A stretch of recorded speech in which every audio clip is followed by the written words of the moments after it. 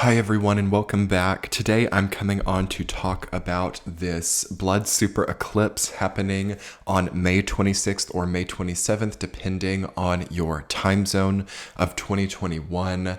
I'm really looking forward to going into some of the energies coming up in this astrology transit, as it is a very change-oriented, shifting energy that we're moving into. And this is, I know what we love to talk about here on this channel are these really, big changes that come in. And this is definitely one of them, okay? I would say that this will be one of the most grand opportunities in the year of 2021 to shift something in your life, or to really see or mark a change in tone that has happened. And as I'm seeing it, I do think that this is one of the most intense and pivotal transits and period of days or weeks within this entire year. Also at the end of this year, I believe it is in November and December, we will be having more eclipses as well, which will also really segment that period of time. But from now until then, there aren't really the same types of intense transits. So I just want you guys to really prepare yourselves that this period of time, probably about May 21st, I would even stretch it out until about the end of June, because I believe that we have more activity happening like this moving into June. And I will, of course, be making videos about that.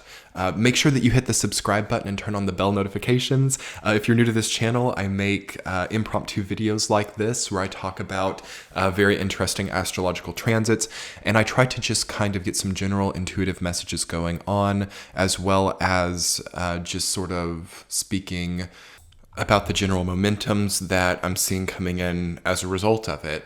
So how do I want to start this video?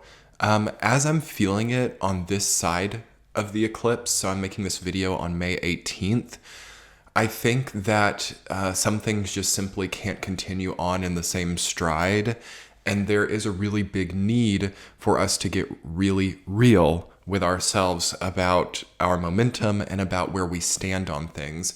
I feel that many of us are trying to maybe blend too far into certain philosophical standpoints or into certain ideologies, or sort of very intense, very even extreme ways of expressing how we feel, okay? So firstly, I will talk about the fact that this super blood moon eclipse is happening in the sign of Sagittarius.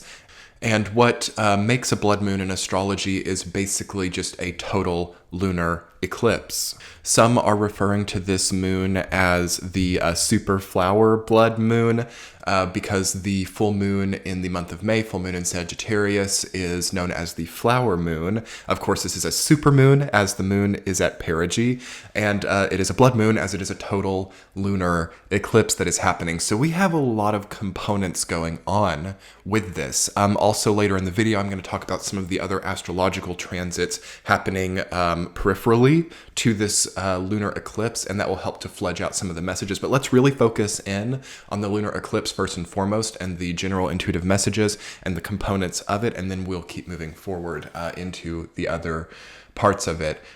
So first of all, what I really have to say is that hyperfocus, okay, is the first thing I'm being drawn to in the intuitive messages of this super flower blood moon. What I'm thinking is that there is a combinative mindset where many of us have allowed, the things that are flowering in our lives, the things that are blooming, the things that we find beauty in, to become something dark, perhaps. There's an existential tone within the potential that we feel, within the purpose that we feel, and yet we are also very attracted to it. So I'm feeling that there is a experience of toxification that becomes different with this lunar eclipse, to the degree that some of us might be feeling like what do I want to say, like lethal attractions or something, like being attracted to things which are not good for us.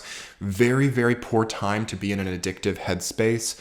Very frightening time to be pushing yourself towards something that you don't really know what it's made of. So being attracted to something or someone who you don't know well, an elusive, illusory feeling of even like dogma around what you want or what your purpose is the crux of this moon. Okay, so the root of what we idealize, the root of what we're working toward, the root of what we're building and growing in our life is tested with this eclipse. Okay. And for a lot of people, it can go very positive in the sense that they can really start to make way and start to clear up space for what they've really wanted to do. So their true life purpose becomes very visible with this moon, which is interesting. But there's a test that happens with it. I'm understanding, or how I see this, is that there's also a simultaneous test of like, can we be pure within our purpose? Can we be integrity based? Can we still keep things sober as well? There's something about a struggle for sobriety and even a struggle for cleanliness as well. I think that there is a sense of clutter about the energy, and that's really coming up from some of the other astrology transits that are happening along the side of this, where it's very, very challenging. Okay, so there's a really big challenge coming in for a lot of people to get everything satisfied in their life. Like, I feel that people's needs are like really multifactorial at this time. Like, needs are not something that are feeling simple to a lot of people. There are a lot of needs for change or needs for more or less in many different sectors of life. Okay, there's maybe a need for more money, a need for less of certain nutrients, a need or less of certain, bad toxins in the body, like less sugar, less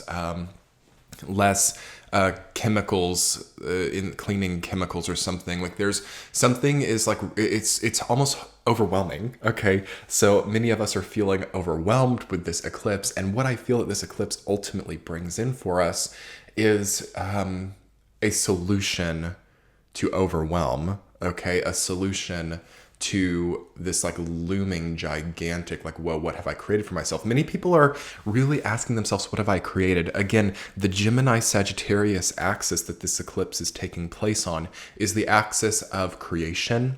It's the axis of creative ability, the axis of also the axis of connections as well, social groups. Who am I connected to? Who are my acquaintances? That's Gemini. It's the third house. Also, who are my siblings? Who are my peers? And then the Sagittarius side is how do I then create vicariously? So group projects are coming up with this eclipse to be seen differently as well.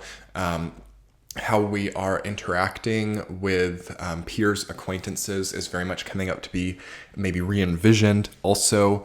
And then, of course, this is also the axis of society as well, the axis of, and then also the Aquarius Leo axis is that way too, which is activated. Okay, we've got Saturn in Aquarius. It is a very likely time for very visceral world events. So it's something that we need safety with, okay? And that's such a big part of the general energy that we're in anyway, is the seeking of safety, the seeking of more peaceful experiences, the seeking of more guarantees of security and safety. So we definitely want that during this time if we can make it. It's definitely not a time for risk at all. So probably the most important thing that I can say in this video is that impulse or risk or any type of decision making that is sped up or done in a very different way is not timely right now at all. This is one of the most difficult transits to be out of a comfort zone or to be in a big chance, okay, in a big gamble or in some type of unsafe situation. So if you're getting this video on the other side of it, I would definitely recommend for everyone to seek safety and to seek the mundane and typical right now. One of the best ways that you can work with astrology to make your life better is to basically offset the energies or to offset the transits. So when you have very, wild transits like this one, really cathartic, really, almost incomprehensible energy, you want to really offset that with more like mundane, simple things to create balance. Whereas when you have more like repetitive, simple energies like Virgo transits, Cancer transits, you want to maybe offset those with more of a dynamic and, open to impulse action. So thinking of this current outlay, I think that many of us will come out on the other side of this eclipse and into the month of June with a gratefulness or a gratitude for the fact that we have contained and allowed ourselves to maintain our routine. Because I think that there's going to be really shocking things on the news. I think there's probably going to be really shocking things that ripple and that remind many of us who are not involved, or many of us who are, on the outside looking in, of our blessings, even if things are not perfect, even if things are not okay. So it's just really one of those times, I think, where there is a big shift in the world, in how we perceive our lives, in how we make decisions, in how we make changes in our lives. All of our procedures, all of our parameters are very much changing with this eclipse. Again, we have to remember with eclipses, something comes in and something goes out. So with the full total super eclipse happening in Sagittarius, it's a way of thinking, it's a philosophy, it's a way of viewing the world in front of you that comes in, and some part of that goes out. So it's a big shift in perception for many people. It's a big shift in viewpoint.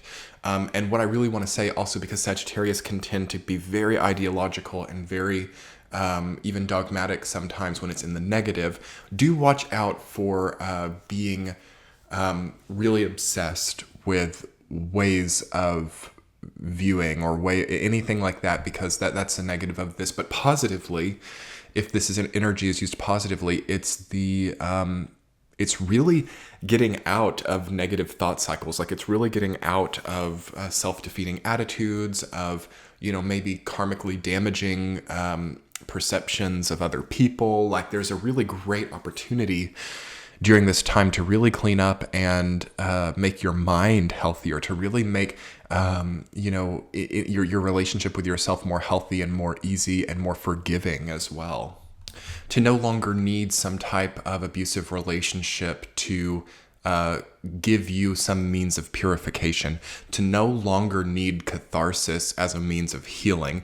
It's very cathartic energy. The word that keeps coming up is catharsis. So that means that I think in real life, many people are having cathartic experiences, but through them, I also think, and even if they're not had, even if it's like a mundane experience, many of us just don't need that overwhelming, risky, cathartic scenario to heal, because there is maybe a sudden realization during this eclipse, or there is in the surrounding time period some amount of just seeing the truth, or seeing things for the way that they are in their simplicity, in their real form, seeing people for who they are, seeing through the distractions or the illusions or the philosophy even, and just sort of understanding the true mechanisms at play is possible. It is hard for a lot of people to really give that to themselves right now, but it is possible. And through that, maybe generating new types of ideas or new types of thought spectrums that are more real or more truthful. Because I will say, to me, there is a lot of makeup at this time, or there is a lot of dressing up and, selling things as certain things that they're not, which I suppose will segue me into looking at some of the other peripheral transits. We've just had Jupiter go into Pisces, okay? I haven't made a video about that, but if you guys want a Jupiter in Pisces video, hit the thumbs up and comment below, let me know, and I will try to put one together. But yes, we've just had Jupiter go into Pisces, which is really expanding the sort of layer, the veil between reality and perception, okay? Many of us can easily perceive things not as they are, and this is why I think that we need to simplify things and allow ourselves to see the truth. This is why I think that we need sort of safe refuge right now to really just understand the truths that we have ourselves and not try so hard to decide that for other people as well. We really need to give other people the liberty of their own truths as well, and to not also be telling people the way that things are. I find this to be very problematic right now. There is a very big need for many people to enlighten others on the way that things are, and especially in one-on-one relationships where you might not really approve or like what other people are doing, and there's a need to really show them the error of their ways. That's a big part of this too, is a sort of mean-spirited way of showing other people their own negative sides as well. And it's very easy to cast judgment, I think, for a lot of people at this time. It's a very judgmental energy that I feel with having the entire Sagittarius and beyond zodiac nearly illuminated. We've got so much. I mean, there should be a chart on the screen now. But we've got Moon and South Node in Sag. We've got Pluto in Capricorn, retrograde. We've got Saturn in Aquarius, retrograde. We've got Jupiter in Pisces, Neptune in Pisces, Chiron in Aries, Uranus in Taurus, Sun, North Node, Venus, Mercury in Gemini, and Mars in Cancer. So all the way from Sagittarius to Cancer is illuminated, which is an entire, it goes all the way more than halfway through the zodiac and over to Cancer, starting with the moon and ending with Mars. So that does say to me that this is a time of seeing emotional difficulty and trying to get out of that, trying really hard to rise above previous difficult emotional tendencies. All right. So this is emotional healing that we're having through this eclipse. It's also a much broader, much more feeling oriented experience that we're going into, where I think many of us just cannot afford to put ourselves down. Many of us just cannot afford to force ourselves to live in poverty consciousness anymore. I'm sensing that those, shoes that one has had for many, many years that have worn out and are causing their feet problems now just cannot be afforded anymore to save money. We really, I think, have to give ourselves nicer, at least safe things. I would really take a look at the structural components of your life. We've just had Saturn go retrograde. I have a video on that, which I'll link below and in the top right hand corner, where I talk more about this. But it is a restructuring time. It is a time where we need to make sure that the mechanisms of our lives, the technology in our lives, the things that we need, our shoes, our cars, our homes, our structures, are all really safe and well functioning and not causing damage. I am seeing a potential to get pretty negative thought philosophies around I need to save money, therefore I won't give myself shoes, and then we end up having foot problems for the rest of our lives. I am not going to give myself a good mattress because I'm saving money, okay? And then we end up having back problems, but money in the bank, It's how do we decide to sell off the health of our feet or sell off the health of our back for some type of non-tangible value source? The wounds with money, the wounds with value, the wounds with what I can show for the value of me. The putting prices on yourself is a big thing that comes up with this time. We've got a lot of money signs coming in.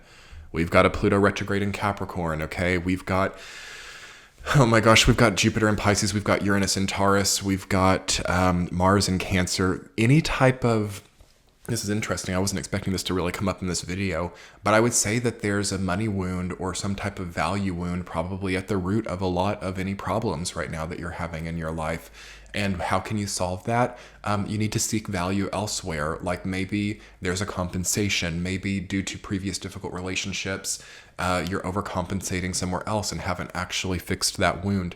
We have to watch out for compensation big time. This is such a compensation-oriented energy. And that basically really builds up, and it's kind of like a cyst, It's kind of and basically this full blood super flower eclipse of the end of May of 2021 is the popping of that, or when that really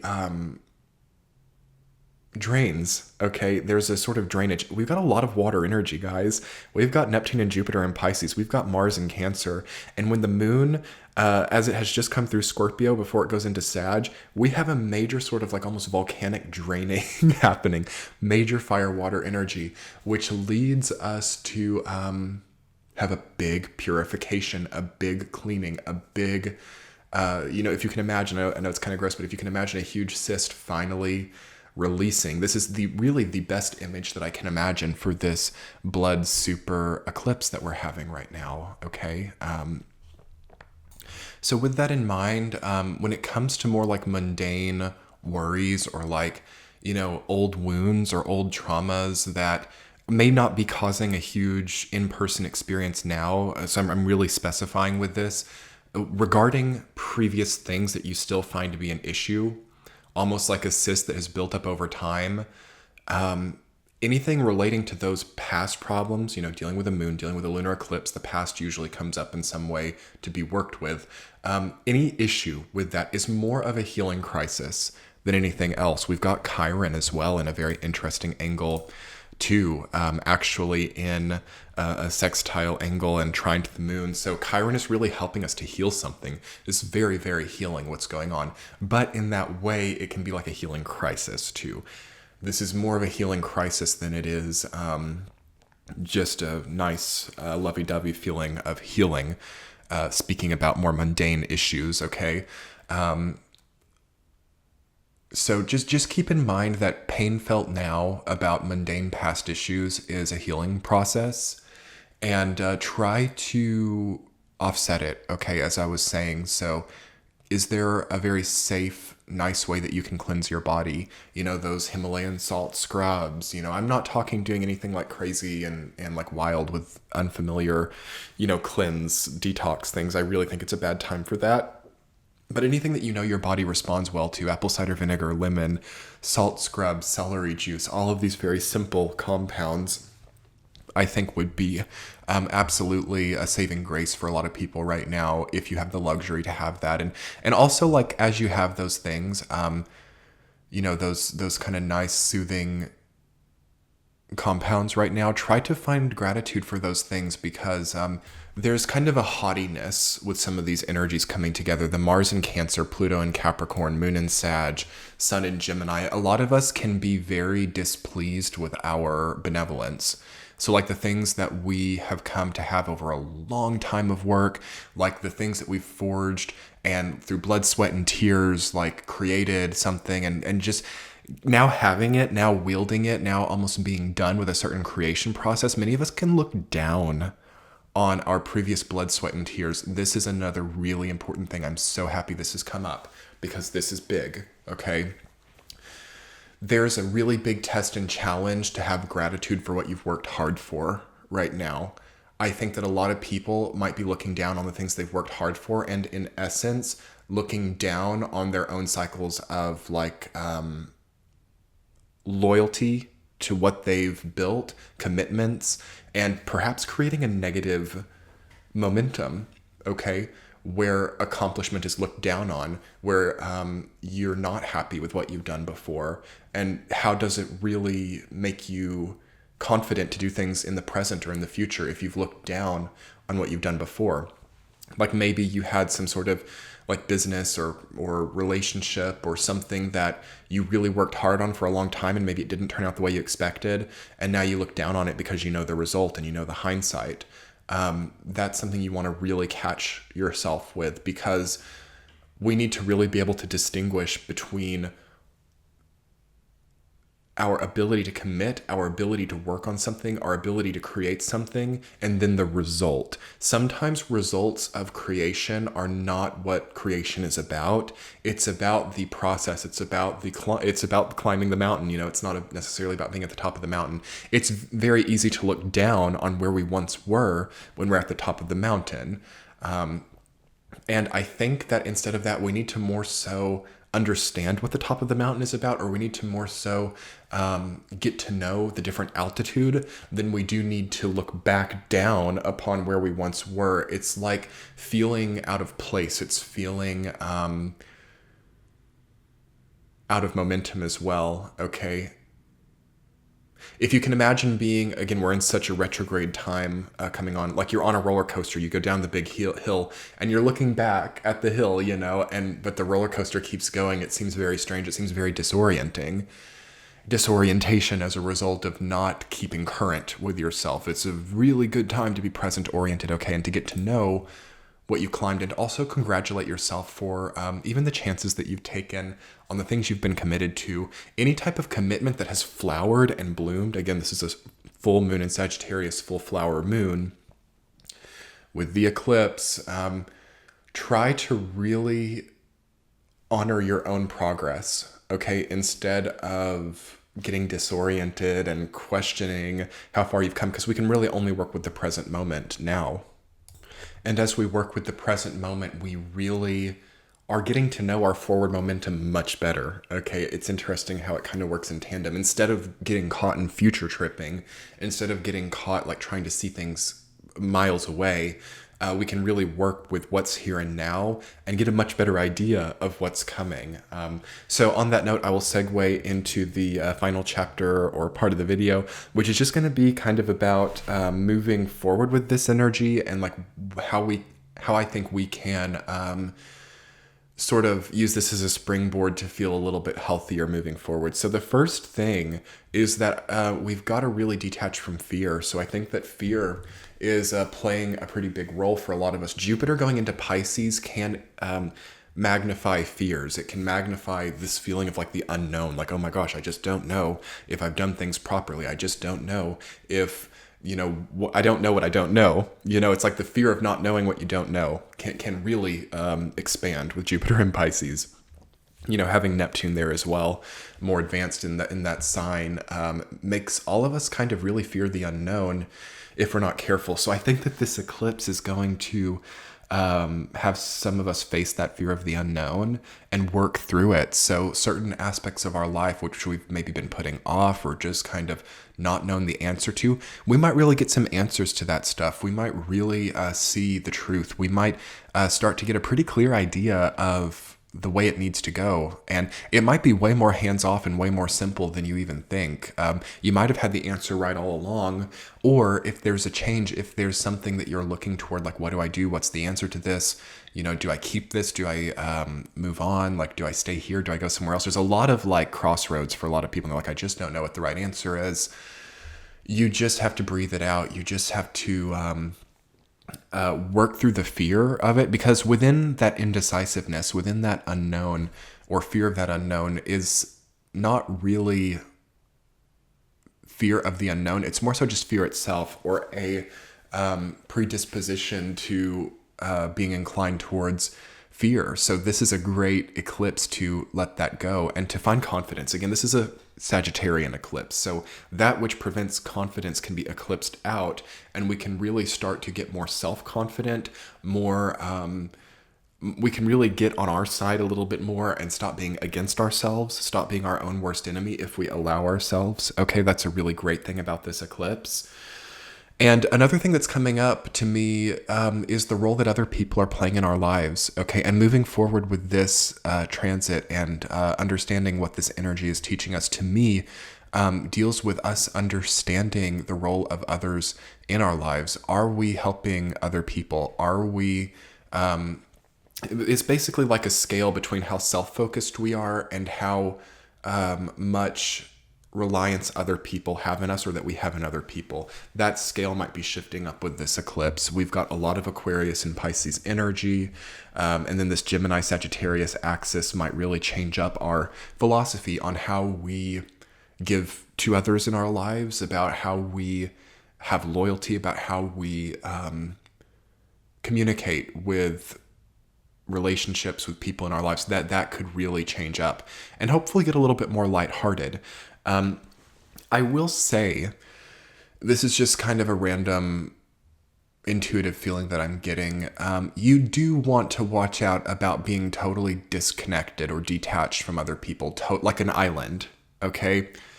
That is something that has worked well since about the time of like 2015, actually.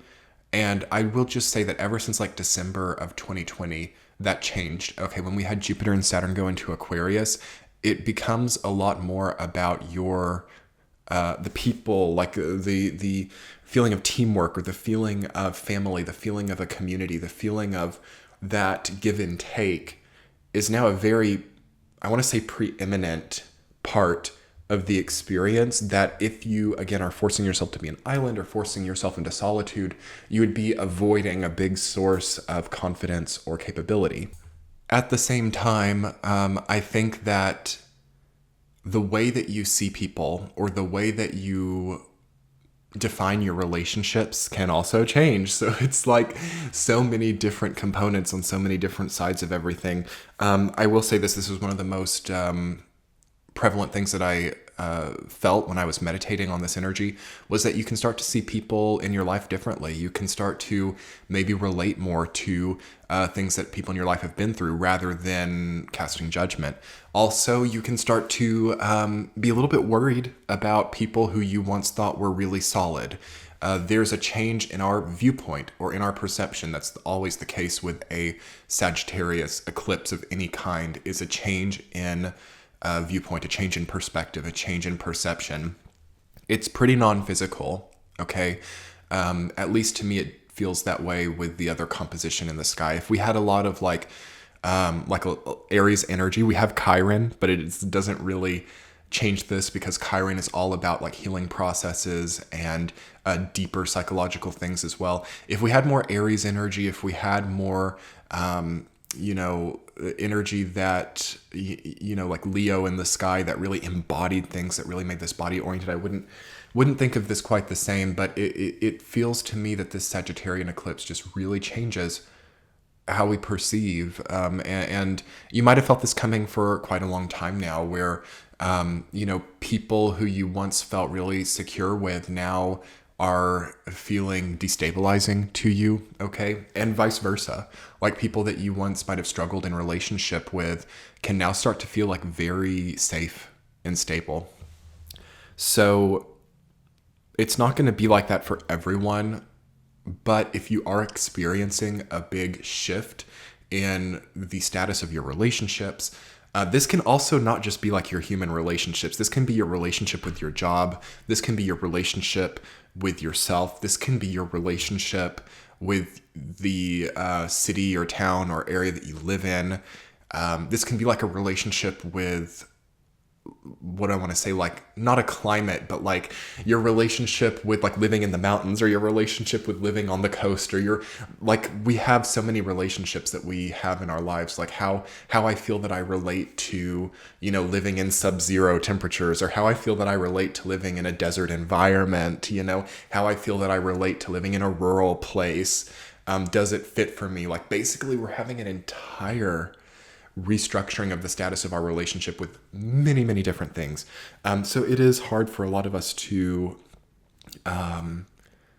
see that we now feel very differently about things that once were sources of security for us. And also that we feel that things which we once discarded, or things that we once thought were like detrimental or exhausting, can now kind of feel like, oh my gosh, that's my only option now. That's all that I've ever wanted. That's all that I've ever been suited for in the long run. Or I see that my longer momentum, or my bigger purpose, is much more dependent on what I once did not think was going to be suitable for me, or not something that I wanted. So I really feel for you if you're going through that. Like, I think everyone's going through that to a degree in some form or fashion.